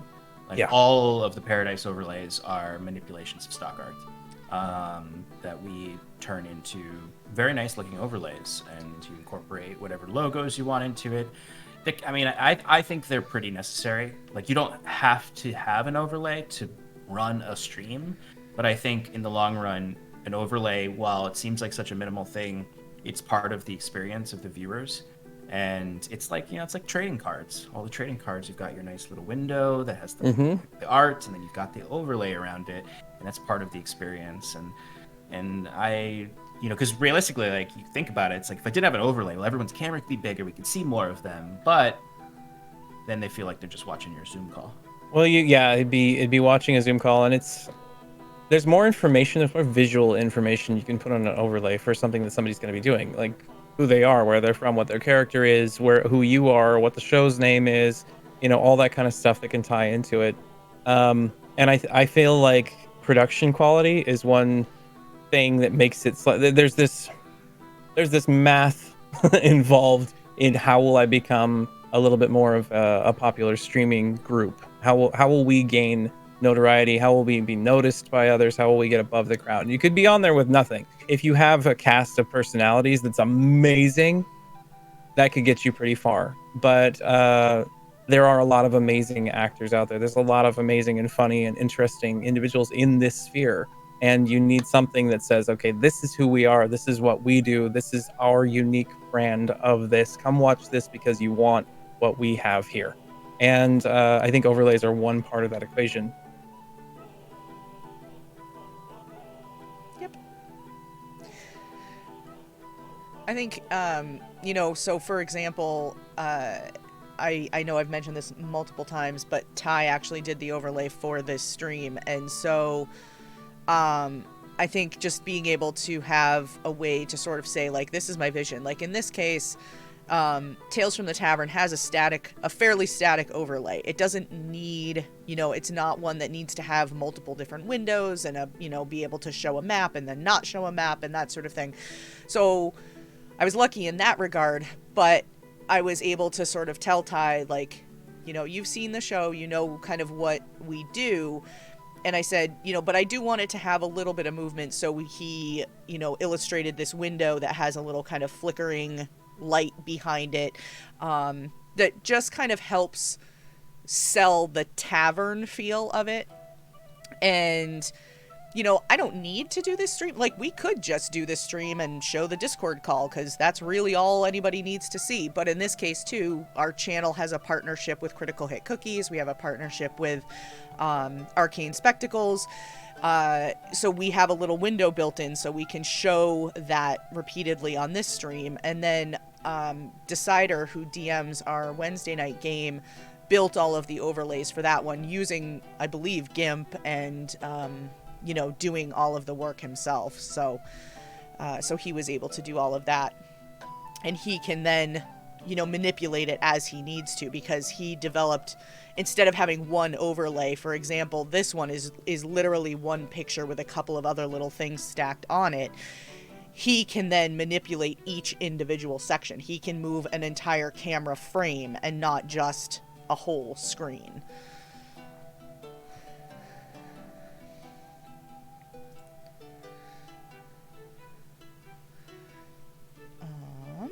I don't know if anybody else has any thoughts on that. Wolfsblood, do you know what Atomic is doing for your stream? I have absolutely no idea what is going on for our stream, and the artist is definitely not on this show right now. That is doing work for the Star Wars stream. This starts in 9 days, Tuesdays at 8 p.m. Hey, has anybody heard of the Star Wars campaign and that amazing artist that did some art for it I know. as well, too? It is kind of strange, though. Coincidentally, there may be a portrait that needs to have some hair removed, because Oh, no.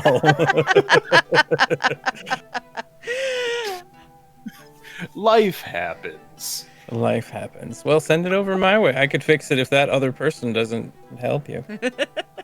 Yeah. There may be some character art going up on Twitter this week too. Little birdie told me. So when it comes to settings, I had been answering a question for Pat66. What do you recommend as the minimum dimensions of the overlay? Because other streams, other groups and individuals sometimes have, small, crowded, and squished. Honestly, if you have the ability to make your players as large as possible with minimum space for overlay stuff without completely destroying all of it. If you take up the entire space, like a 1920 by 1080 window with images, you could just put cameras there and just have a little space with stuff around it. But you want to leave like at least 10 or 15% of your screen for any artwork and custom stuff and that unique flair.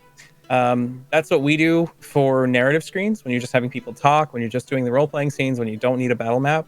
And we would recommend over at Dice Tyrants that you have a battle map screen too you can switch to. Because if you can switch between those two scenes, you can show everybody your faces, you can be upfront and personal, and then when the nitty-gritty happens and you need to start making rolls and fighting, you switch to another screen where the battle map becomes the big thing, so that everyone can watch and see exactly what's going on. And that battle map should take up like 60% of your screen with the players all around it. Yeah, it depends on how much you have on your screen, and scene. This is where scenes are pivotal and helpful.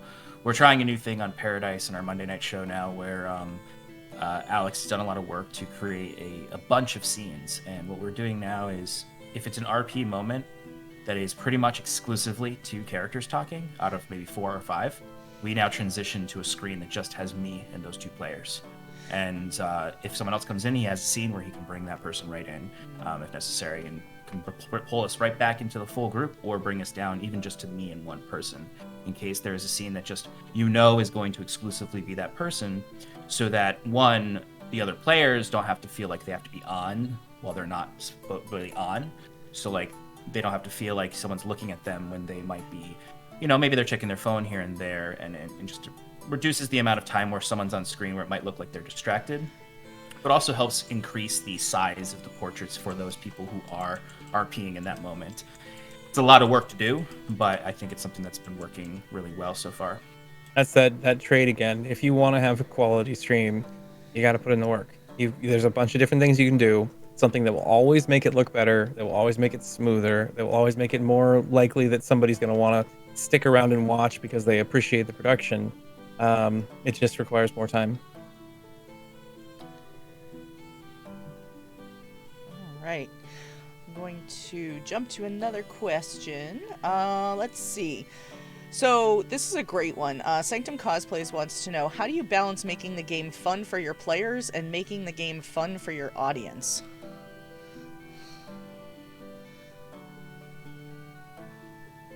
Who wants to start? Well, I can start, but I think someone already kind of spoke about it earlier, where someone said, people come to watch you have fun. So I think, you prioritize the players because it's their joy that the audience would experience. So when your players are having fun, you can already hope, I think, that your audience will experience the same thing to a certain degree. And then, there are things to make the stream more interactive and things like that, I think, to up the ante even more. But yeah, definitely I would say prioritize it for the players and make sure that they are telling the stories that they want to tell and having a good time, and that will shine through on the stream no matter what. I have a lot to say, so I'll let everybody else go first because I have a few things. I agree with what you were just saying, Kevin, about that. And I think one of the biggest compliments any of the streams that I've ever been on playing a game is when somebody said, hey, I came to check you out for the first time and I stuck around because it reminded me of playing D&D in my best friend's basement, and for me, I was like, that's it. We've arrived. We can quit now, because it felt comfortable for them. It felt like a home game for them, even though they weren't playing. And that was a really pivotal thing, because we weren't afraid to stop and laugh and, kind of pause for a minute and, have a random one-off side conversation for 5 seconds and then dive right back in. And I super appreciated that feeling. And I think that goes right along with what you were just saying about making it fun for your players. Yeah. Yeah, I agree. All right, well, I'll jump in then since everybody else is being quiet. So a few things. I've already talked about making sure that the games are more directed towards your players, making sure that it's not about the story necessarily, and be willing to be flexible and bend with that. Something else that comes for making the experience better for your viewers is watching your content, making sure that things that you're doing are not, you don't want a huge amount of dead air. You don't want a huge amount, coming from a theater background as well. There are certain things you always want to do. You always want to be entertaining in one way or another. So if there's ever something where someone's going to have to make a decision as a group, do it offline if you can. If it's like, okay, how are we going to get to XYZ? And you have an hour of people sitting there just kind of waffling, but nothing ever actually happens. It's not always that fun to watch. Shopping episodes, as an example. Another thing that can be fun if the engagement is there, if there's something interesting that happens. But if it is, I want to buy 50 feet of rope and I want to buy, 200 rations. And while I'm there, I'm going to look around and say, hey, do you got any magic weapons in the back? And nothing really interesting happens. That is boring for your viewers and would be better off like, well, I need to go shopping and get these items. But you've prepared for that before your stream. So you've already got it done. So you stop into the store, you pick up a new sword, your armor's repaired, you've gotten a few rations, and you're traveling out on the trail now. Here's what's happening on the trail. Because you didn't provide that. You don't need to do that if you're not going to provide here's the weird wily shopkeeper who can transmute himself 15 different ways and is always just kind of there and he's funny and he's entertaining. Another thing that I would say is, and again to iterate the point, focus on the players and make them stars in your shows. When we're on Twitch, when we're streaming, they're going to be building a following. They're going to be building individuals who like their character, who root for them, who want them to succeed and who want them to win, and who are going to get sad when they're sad, or if they die, they're going to break down. It's all of those things need to be fostered as much as you can. a GM can get some of that too, but you're not likely to get the same style of stardom because you're everything. You're not just, this isn't the character everybody really wants to beat that bad guy. And the last thing that I would have to say is make it so that your audience can contribute in some way to your games. Even if that means potentially derailing some of what you're doing, if they're able to come in and say, you're losing, I can help. Here's a reroll. I'm going to give it to you with bits, or I'm going to give it to you with channel points because I'm here and I watch all the time. And now they win, and that was because of me. And the audience is sitting there, and everybody on the game is like, thank you so much. You saved us. We won. Oh my God. Like the other night with David Telstra and 12 rerolls that happened right at the end of the game. That right there, when your viewers are no longer just people that are watching but are now part of your game in one way or another, we'll bring them back. We'll let them know that they're appreciated, that they actually are someone that we want to have here. And then you meet some really awesome people that way, and you can't let that community die. You're here for them, they're here for you, and you need to try to be there as much as possible. But don't go too far. Don't allow the stalkers to come to your house. Yeah, just to add a little bit onto that, I agree with pretty much everything everyone said. You're having fun. People tend to enjoy watching you. But yeah, there's the real balance is between pre-planning and active improv, because people really enjoy watching active improv in some of these situations because they like to see a player on their toes. So you want to make sure that you're pre-planning what needs to be pre-planned. You want to make sure your players are, if there is something that would take too long, if they've played it out in character, they do kind of use the chat function or expedite it.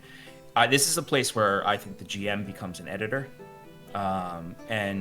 where my perspective is purely from my video production work in the past and thinking what can be snipped out, what can be cut out, what can be, and it's why if dead air starts to come in, that's where the GM needs to bring something into that space to continue things moving. You need to know when to say, now we'll jump over here if the party's split up. And that is going to help the flow really well. And it's going to help your characters, because if your characters are split up and your players are stuck they're in a conversation, they might not always know where to end it. And they might not always know, and they might be waiting for you to end it sometimes. So having some editing instincts is really good as a GM on an actual play, particularly. Another thing to add to that too is, again, we're talking about those little moments that are kind of boring to watch people play. One of those things is the slog. You're walking down the trail. You've got 3 days to travel. Which one of you is going to feed the others? Which one of you is going to blah, blah, blah? Which one of you is going to make the camp? Which one is... It's well, if there's nothing interesting happening on this journey between X and Y, then why are you streaming it for people to watch? It might be something that you want to add to give gritty realism to your game, but unless you're with a certain crowd of individuals that like watching that, it's going to do nothing more than just drag out some time.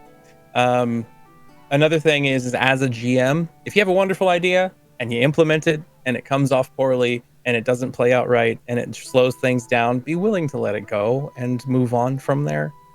Yeah. Players don't bite. Don't force them to bite. Just throw it on the editing floor and maybe you can reuse it later. Another thing, if you happen to have a campaign and you intend on having it end at a certain time, like you have seasons, say you want to lay out specific seasons for your stream, don't rush it towards the end. If it has to take an extra episode or 2 episodes or 3, as long as everybody has the time to do it, try to let it naturally end, or it will feel railroaded. It will not feel good. It will not give people a satisfying ending to a show that you're setting up for another season. And learning where to cut those seasons so that your players can get a break, because everybody needs one now and then to avoid burnout, is very important. Yeah. One last thing I just want to add to kind of the idea of cutting things.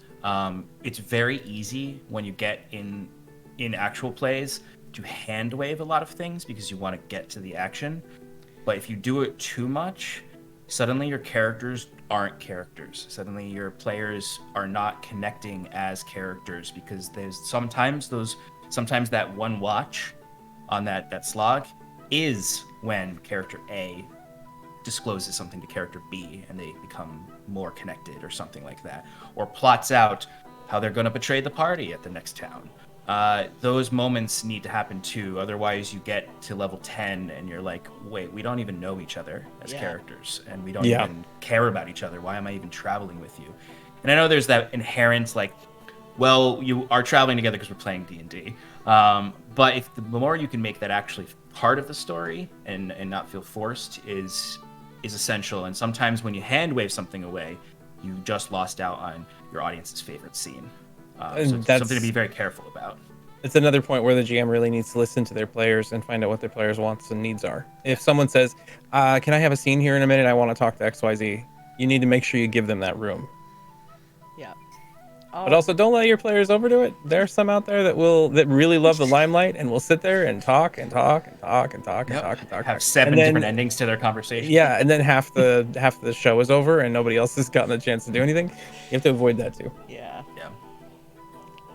I will say I've been thinking a lot, like, the difference in media. I mean, we've mentioned several times, like, the difference of actual play and something like Twitch or live stream, but, like, just the difference between, like, they could go watch a TV show too, but they're choosing to watch your live stream. Right. So, like, what of that difference can you take advantage of? Like, to even make maybe some of the scenes that are a little bit of a slog but are needed a little bit more interactive, and at least engage the audience, even if it maybe is a little bit mundane for the players. Like, take that shopping scene and have the audience contribute to it somehow. Like, make them decide what the shopkeep has available and roll with it if it's something insane.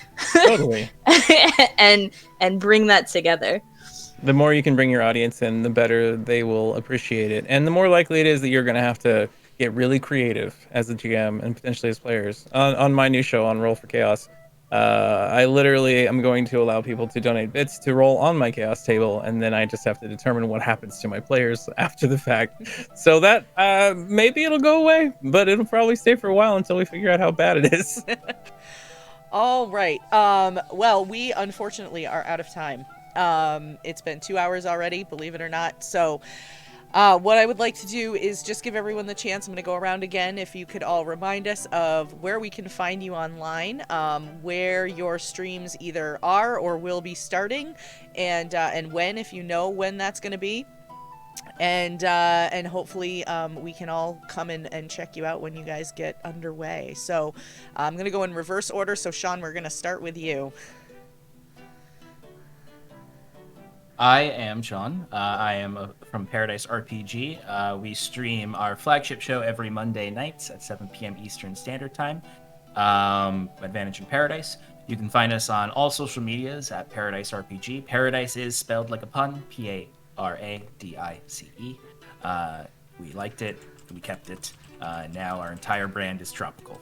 But you can find us there. We have a lot of fun. We have a long-running campaign, so it's we had a whole season 1. We decided to take a break, move the story a little bit further along. You can, if you join our Discord or look on our socials, there is recaps for season 1, so it's really easy to jump in right now. We've only done 1 episode of season 2 so far. The VOD is going to be up very soon. We're just, like we talked about tonight, we're just dealing with a few copyright claims that are going to be resolved. But check it out. We also have 2 other shows that are consistently run. One is Relaxing in Paradise, which is on Thursday nights with myself at 8:30 p.m. Eastern Standard Time, where I paint minis, play games, craft new terrain, draw maps, hand-drawn maps. Pretty much, it's just a sneak peek into the background of actual play DM's process. And then Sunday nights, we have a recap show called Tim and Shannon Power Hour, which happens right before this at 7 p.m. Eastern Time, where they recap the previous episode, they speculate about what's going to happen next, and sometimes they have variety segments where they do different things. And then every month, at least once a month, we have a one-shot in Paradise where we bring in people from the community so that we can showcase them. And typically it's run by our Paradise crew, Stefan, and sometimes those are charity streams, and it's a lot of fun. So we have a lot of content. We have a lot more content coming out in the future, so feel free to check us out, Paradise RPG. You can also find me anywhere at Odo_Sean on Instagram, Twitter, wherever. Happy to hang out.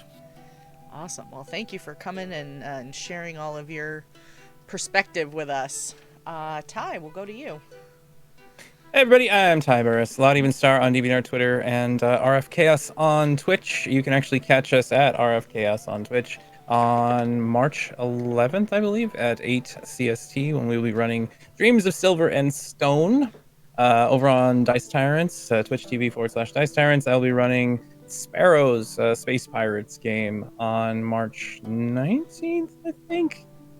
Let me double check that date so I don't give you the wrong one. Yeah, March 19th at 7:30 Central. And I am the creator of the TTRPG Aether and Steamworks. The 1.5 edition can be found on DriveThruRPG. It's a D20 system. If you play 5e, if you play Pathfinder, it is really easy to pick up and learn, and it's better, in my opinion. But he's not biased at all. But I'm not biased. Yeah, and I'm an artist and producer all over the place. If you ever need commissions, let me know, and I'll see what I can do for you. All right. Well, thank you, Ty, also for coming on and sharing your knowledge with us. Kevin, Chaotic Stupid, let's go to you next.